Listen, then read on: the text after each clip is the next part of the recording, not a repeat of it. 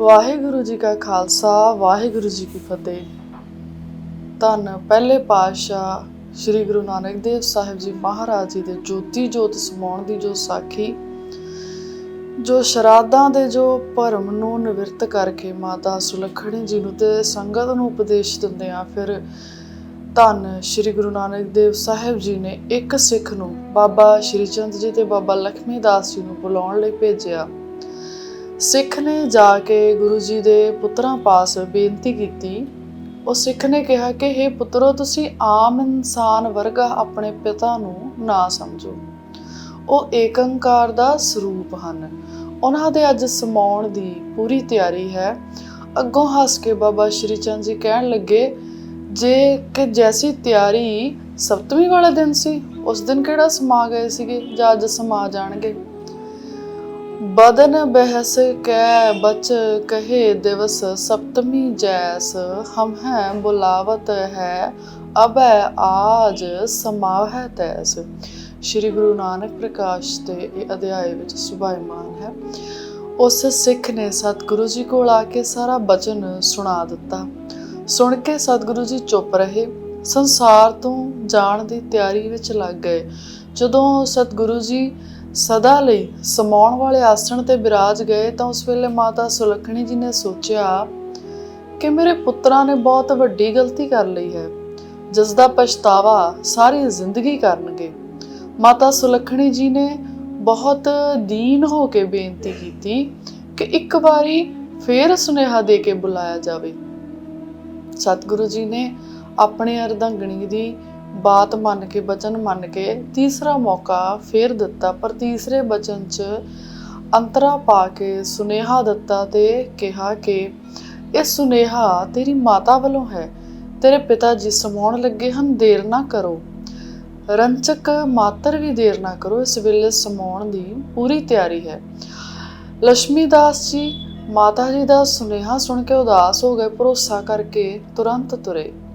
ਸ੍ਰੀ ਚੰਦ ਪੁਨ ਲਖਮੀ ਦਾਸ, ਮਾਤਾ ਬਾਤ ਸੁਨ ਭਏ ਉਦਾਸ, ਤਤ ਛਿਨ ਉਠੇ ਤਜੇ ਅਨਮਤਾ, ਕਹਿਓ ਸਮਾਏ ਨ ਸਾਚੇ ਪਿਤਾ।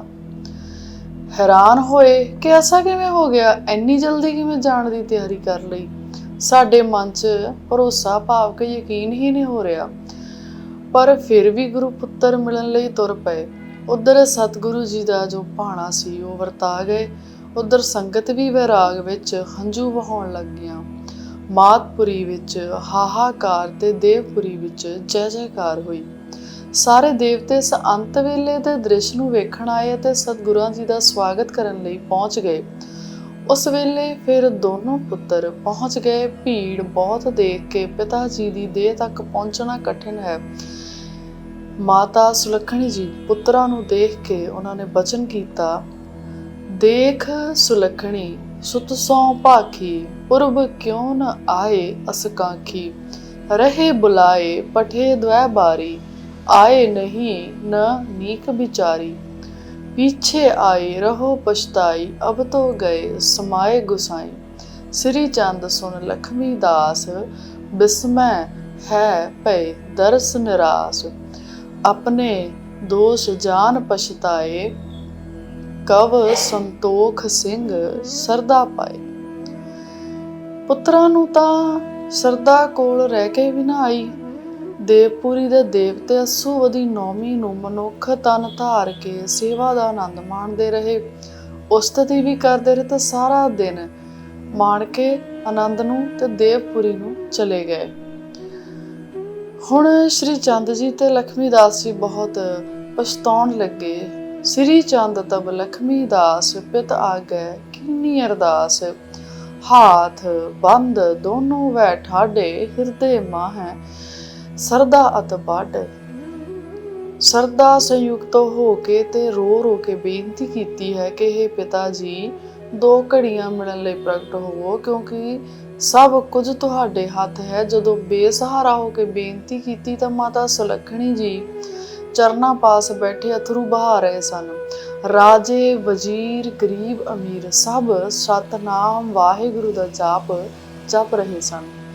ਸਾਰਿਆਂ ਦੇ ਹੱਥ ਜੋੜੇ ਹੋਏ ਸਨ। ਸਾਰਿਆਂ ਨੂੰ ਆਸ ਹੈ ਕਿ ਪੁੱਤਰਾਂ ਦੀ ਅਤੇ ਸੰਗਤਾਂ ਦੀ ਅਰਦਾਸ ਤੋਂ ਸਤਿਗੁਰੂ ਜੀ ਦੁਬਾਰਾ ਦਰਸ਼ਨ ਦੇਣਗੇ।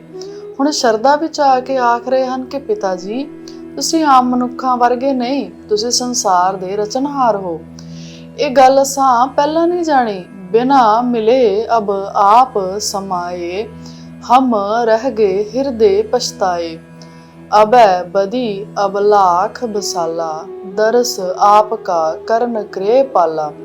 ਜਦੋਂ ਇਹ ਬੇਨਤੀਆਂ ਇਕਾਗਰ ਮਨ ਨਾਲ ਗੁਰੂ ਪੁੱਤਰਾਂ ਨੇ ਕੀਤੀਆਂ ਤਾਂ ਸਾਰੀ ਸੰਗਤ ਦੇ ਮਨ ਦੀ ਵੀ ਇੰਨੀ ਕੁ ਇਕਾਗਰਤਾ ਹੋ ਗਈ, ਕੇਵਲ ਇਹ ਅਬਲਾਖਾ ਸਾਰੀ ਸੰਗਤ ਦੀ ਹੋ ਗਈ ਕਿ ਸਤਿਗੁਰੂ ਜੀ ਹੁਣ ਜ਼ਰੂਰ ਪੁੱਤਰਾਂ ਨੂੰ ਮਿਲਣੇ। ਜਦੋਂ ਬਾਬਾ ਸ਼੍ਰੀ ਚੰਦ ਜੀ ਦੀ ਕੀਤੀ ਹੋਈ ਬੇਨਤੀ ਪ੍ਰਵਾਨ ਹੋਈ ਤਾਂ ਫਿਰ ਕਰਤਾਰ ਦੀ ਦੁਹਾਈ ਪਾ ਕੇ ਕਹਿੰਦੇ ਹਨ, ਤੁਮਕੋ ਸ੍ਰੀ ਕਰਤਾਰ ਦੁਹਾਈ, ਬੋਲੇ ਮਿਲੇ ਬਿਨਾ ਜੇ ਜਾਈ। ਜਦੋਂ ਦੋਵੇਂ ਪੁੱਤਰਾਂ ਨੇ ਬੇਨਤੀ ਕੀਤੀ ਤਾਂ ਮਾਤਾ ਸੁਲੱਖਣੀ ਜੀ ਮਹਾਰਾਜ ਜੀ ਦੇ ਚਰਨਾਂ ਵਿੱਚ ਬੈਠੇ ਅਰਦਾਸ ਦੇ ਨਾਲ ਨਾਲ ਹੰਝੂ ਵਹਾ ਰਹੇ। ਠਾਡੇ ਬੰਦੇ ਹਾਥ ਸਮੀਪਾ, ਸੁਨੀ ਬਿਨੈ ਬੇਦੀ ਕੁਲ ਦੀਪਾ। ਤਾਤਨ ਸੋ ਬੋਲਨ ਕੇ ਕਾਰਨ, ਉੱਠ ਬੈਠੇ ਤਬ ਨਰਕ ਨਿਵਾਰ। ਤਵਾਰੀਖ ਦੇ ਹਵਾਲੇ ਅਨੁਸਾਰ ਇਸ ਕਰੁਣਾ ਰਸ ਦੇ ਮੌਕੇ ਭਾਈ ਬਾਲਾ ਜੀ ਦਾ ਆਉਣਾ ਲਿਖਿਆ ਹੈ। ਜਦੋਂ ਉਹਨਾਂ ਨੇ ਆ ਕੇ ਵੇਖਿਆ ਕਿ ਮੇਰਾ ਪਿਆਰਾ ਗੁਰੂ ਨਾਨਕ ਸਰੀਰ ਤਿਆਗ ਕੇ ਸੱਚਖੰਡ ਜਾ ਬਿਰਾਜੇ ਹਨ ਤਾਂ ਉਹਨਾਂ ਕੋਲੋਂ ਸਹਿਨ ਨਾ ਹੋਇਆ।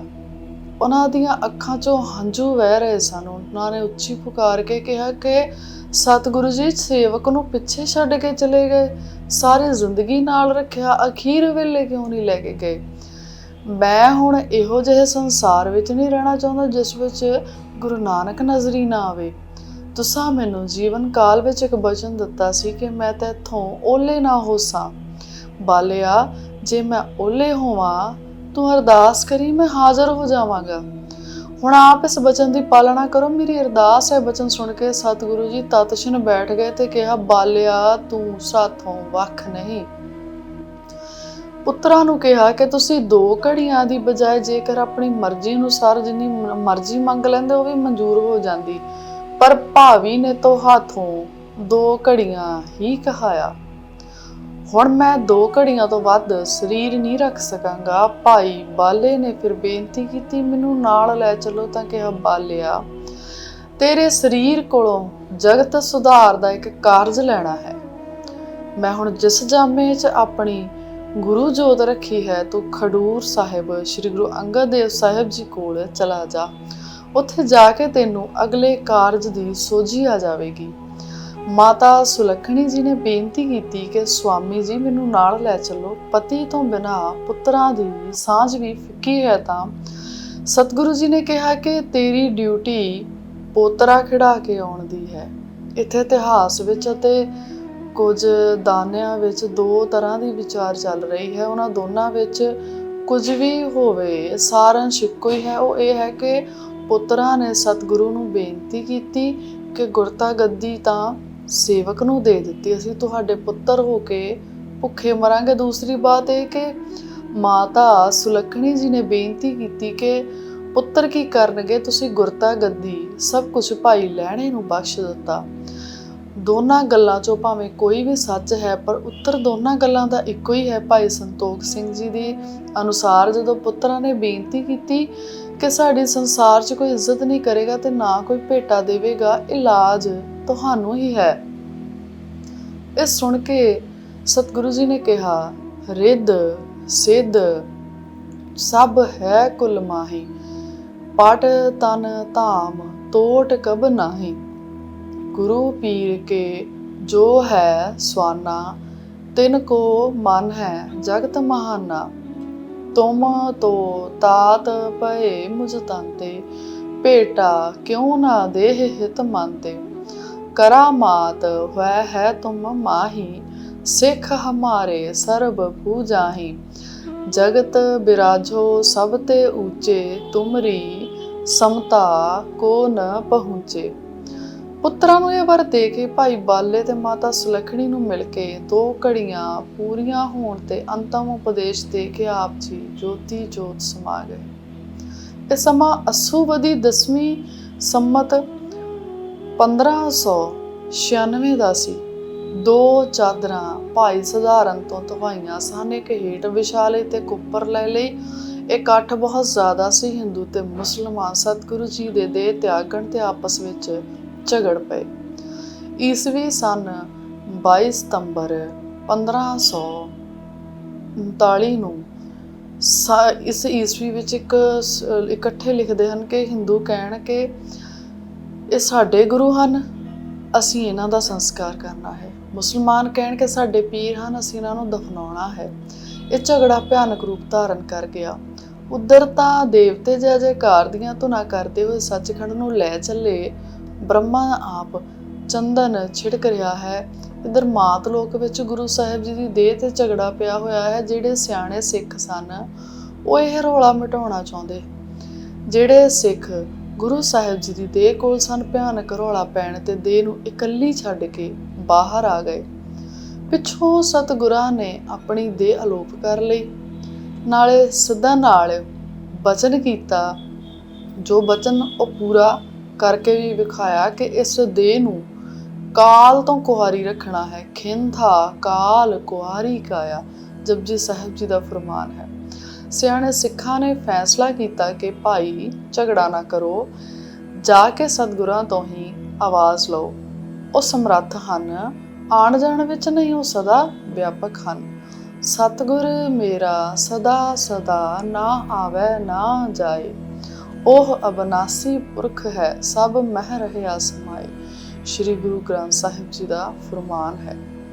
ਸਤਿਗੁਰਾਂ ਦੇ ਸਰੂਪ ਦੇ ਦੁਆਲੇ ਕਨਾਤ ਤਾਣੀ ਹੋਈ ਸੀ। ਜਦੋਂ 2 ਸਿੱਖ ਅੰਦਰ ਗਏ ਤਾਂ ਕੇਵਲ ਵਸਤਰ ਹੀ ਸਨ।